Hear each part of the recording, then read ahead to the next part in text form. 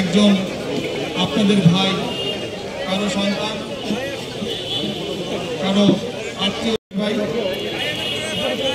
আমি আপনাদের শুধু একটি কথাই বলবো, জনাব তারেক রহমান এই বগুড়ার জন্য কি করেছে আপনারাই সেটা প্রমাণ এবং আপনারা তা জানেন। আমি নিজে দেখেছি আমাদের মঞ্চে যারা উপস্থিত আছেন, আমি নাম ধরতে চাই না, এই মুখগুলো জনাব তারেক রহমানের সাথে সবসময় থাকতেন। জনাব তারেক রহমান বর্ষাকালে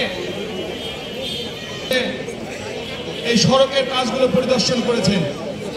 শীতের রাতে চাদর মুড়ি দিয়ে গভীর রাতে এই পথের কাজগুলো যখন হতো, উন্নয়নমূলক কাজগুলো, সেগুলো পরিদর্শনে বেরিয়েছেন। তারেক রহমান এই বগুড়া শহর বা তথা এই বগুড়ার জন্য কি করেনি? আপনারা যদি এগুলো উন্নয়নগুলো চান তাহলে এখানে বলতে গেলে অনেক সময় লাগবে। আপনারা প্রমাণ আছেন। আমাদের সৌভাগ্য, জনাব তারেক রহমান আমাদের বগুড়া সদরের প্রার্থী হয়েছেন। আগামীতে উনি বাংলাদেশে আসতে বগুড়াতে অবশ্যই আসবেন, তখন আপনাদের সাক্ষাৎ হবে। আমি শুধু অনুরোধ করব, আমাদের দেশনেত্রী বেগম খালেদা জিয়া ওনার স্বামীর আসন থেকে দাঁড়িয়েছেন গৃহবধূ হিসেবে, তাকে সম্মানিত করা হয়েছে। আপনারা তার পাশাপাশি জনাব তারেক রহমানকে এখানে এমন ভোট ব্যবধানে জয়ী করবেন যেন বাংলাদেশে একটি ইতিহাস হয়ে থাকে। আমি আশা করতে পারি সবার কাছে, ইনশাআল্লাহ। আমি আর বক্তব্য বাড়াবো না। আমি আবারও আমাদের মানবিক নেতা, আমাদের বগুড়ার প্রিয় ভাই জনাব তারেক রহমানের জন্য দোয়া চাচ্ছি, তার পরিবারের জন্য, তার মার জন্য দোয়া চাচ্ছি। দোয়া চেয়ে আমি আমার সংক্ষিপ্ত বক্তব্য শেষ করছি। আর এখানে অনেকে বক্তব্য দিতে পারেন, আমাকে মাফ করবেন সবাইকে। আমি অত্যন্ত গর্বিত সব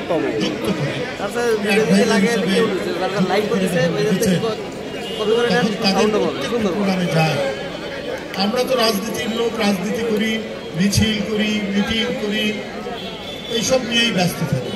কিন্তু রাজনীতির যে একটি মানবিক তাগিদ আছে, সেই তাগিদটা আমরা অনেক সময় অনুভব করি।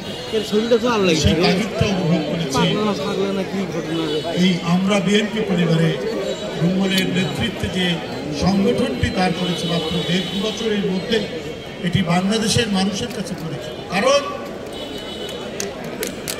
এই সংগঠনের যিনি প্রধান পৃষ্ঠপোষক, বিএনপির ভারপ্রাপ্ত চেয়ারম্যান তারেক রহমান, তিনি এর পৃষ্ঠপোষকতা দান করেন এবং তার যে মানবতার প্রতি যে আকুলতা, এটা অভিভূত হয়েছে।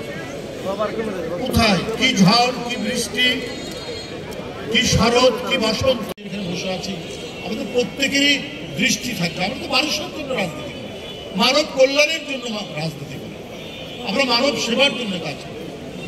শুধু নিজের ব্যক্তিগত কতটুকু ভালো হলো না তার জন্য নয়, রাজনীতির মুখ্য উদ্দেশ্য মানব সেবা। আমরা বাংলাদেশ জাতীয়তাবাদী দল, আমরা সেই নীতি নিয়েই অগ্রসর হচ্ছি। আজকে সেটি তার প্রমাণ। রাষ্ট্র যদি হয় কোনো ব্যক্তির বা কোনো গোষ্ঠীর লুটপাটের জায়গা, তাহলে সে রাজনৈতিক দল লুটেরা, সে রাজনৈতিক দল ডাকাত, দানব, রাক্ষস, ওদের দ্বারা কখনোই জনগণের উপকৃত হতে পারে না। স্বামীকে নির্মমভাবে হত্যা করলো যে স্বামী দেশপ্রেমিক, যে স্বামী দেশে গণতন্ত্র ফিরিয়ে দিয়েছিলেন এবং স্বাধীনতাকে মজবুত করেছিলেন, তার বাড়ি থেকে দেশনেত্রী বেগম খালেদা জিয়াকে যখন তার মাল পত্র কিছুই না দিয়ে বের করে দেওয়া হয়, আমরা খুব একটা তার চোখে অশ্রু দেখিনি, কান্নার পানি দেখিনি, কিন্তু সেদিন দেখলাম তার চোখ দিয়ে পানি পড়ছে। আর একটি কথা বলেছিলেন যে আপনারা যে অবস্থা করলেন, আপনাদের উপর আল্লাহর গজব। ম্যাডাম এখনো বেঁচে আছে, দেশের জনগণ বেঁচে আছে। আমরা গজব দেখছি, যারা মনে করেছে বিরোধী দলের ছেলেদেরকে বিচার বহির্ভূত হত্যা করে, নিরুদ্দেশ করে দিয়ে, গুম করে দিয়ে, তাদেরকে পাতালে ফেলে দিয়ে, তার পরিবার থেকে বিচ্ছিন্ন করে, মায়ের কাছ থেকে দূরে সরিয়ে দিয়ে, স্ত্রীর কাছ থেকে দূরে সরিয়ে দিয়ে নিজের ক্ষমতাকে মজবুত করবেন, নিজের ক্ষমতা আজীবনের জন্য টিকে থাকবেন। তারা নিজের চোখেই নিজের পতন দেখবেন। আহাজারি আল্লাহ কি শুনবেন? ঠিকই আল্লাহ শুনছেন, এবং নিজেদের নেতা কর্মী দল সব ফেলে দিয়ে বাংলাদেশ থেকে নিজের বোনকে নিয়ে পালিয়ে গেলেন শেখ হাসিনা। যারা তার জন্য মানুষের উপর অত্যাচার করলো, ছাত্রলীগ, যুবলীগ, শ্রমিক লীগ সব ফেলে পালিয়ে চলে গেলেন শেখ হাসিনা। এরাই হয়, এইটাই হয়। যারা অপরাধী, যারা লুট করে, যারা মানুষ হত্যা করে, যারা শিশুর রক্ত পান করে, কিশোরের রক্ত পান করে, তারা যখন পতন দেখে তখন নিজেদের লোককে ফেলে রেখে শুধুমাত্র নিজের আত্মীয় স্বজন এদের দিয়ে পালিয়ে যায়। আমরা দেখেছি না এজিদের পতন এইভাবেই হয়েছে। আমরা ইসলামের ইতিহাস থেকে জানি কত তার দম্ভ, কত কি ফোরাত নদীর সেই বিয়োগাত্মক ঘটনা ঘটার পর সব তার হাতে থাকা, কিন্তু যখন পতন হলো ভয়ঙ্কর পতন। হিটলার তার লাশই খুঁজে পাওয়া গেল না। আরো পৃথিবীর ভয়ঙ্করতম নদী রয়েছে। এদের পরিণতি তাই হয়, এদের খবর পাওয়া যায় না পর্যন্ত। মীর জাফর নিজের জনগণের সাথে বেঈমানি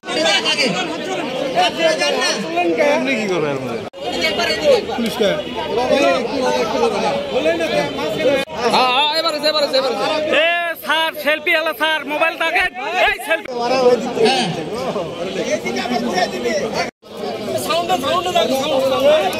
সহায়তায়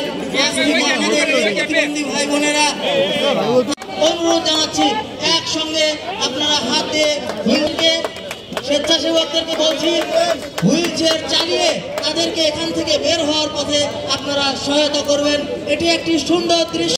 শসা বীজ, লাউ বীজ, রসুন বীজ, রসুনের চারা, বেগুনের চারা, টমেটোর চারা, মরিচের চারা, পেঁপের চারা, সার, জৈব সার, টিএসপি সার, এমওপি এবং জিপসাম, এটি বস্তায় একটি প্যাকেজ করা হয়েছে। এরপরে কৃষি পণ্যগুলো আমরা বিতরণ করবো।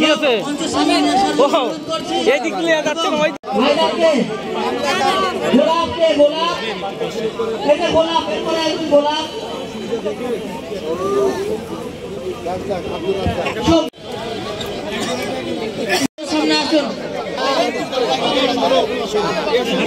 রিক্সা চালকদের পথে করিয়ে দিলেন।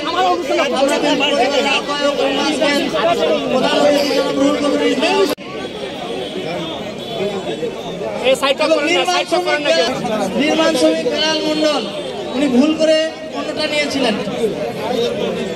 নির্মাণ শ্রমিক বেলাল মন্ডল, আমরা এগুলো আমাদের আরো একজন জুনিয়র চিকিৎসক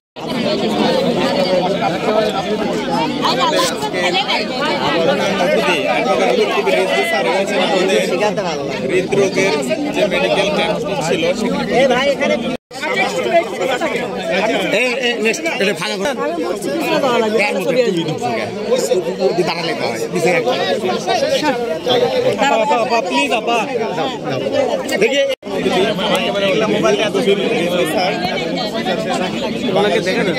কার্ডিওলজি সহকারী অধ্যাপক বিটু স্যার সচেতন করেছেন।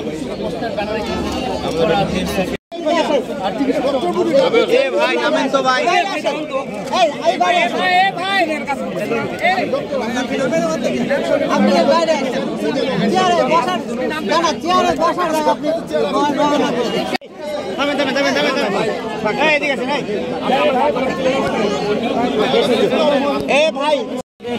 হসপিটাল আছে, বগুড়াতে একটা, দিনাজপুরে একটা, ঢাকা উত্তরাতে একটা। উত্তরাতে প্রত্যেকটা হসপিটালে আমরা 100 টাকা ফির মাধ্যমে আমাদের সিএসআরের অর্থ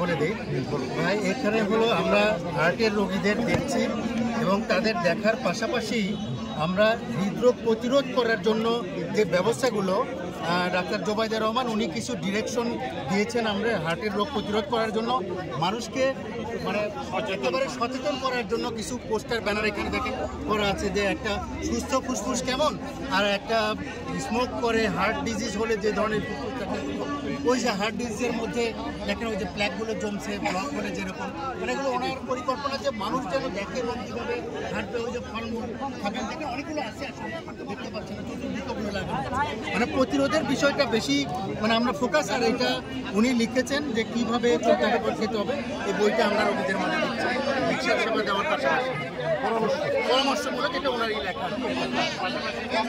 আর চিকিৎসাটাও দিচ্ছি পলিসি নিয়ে প্রিভেনশন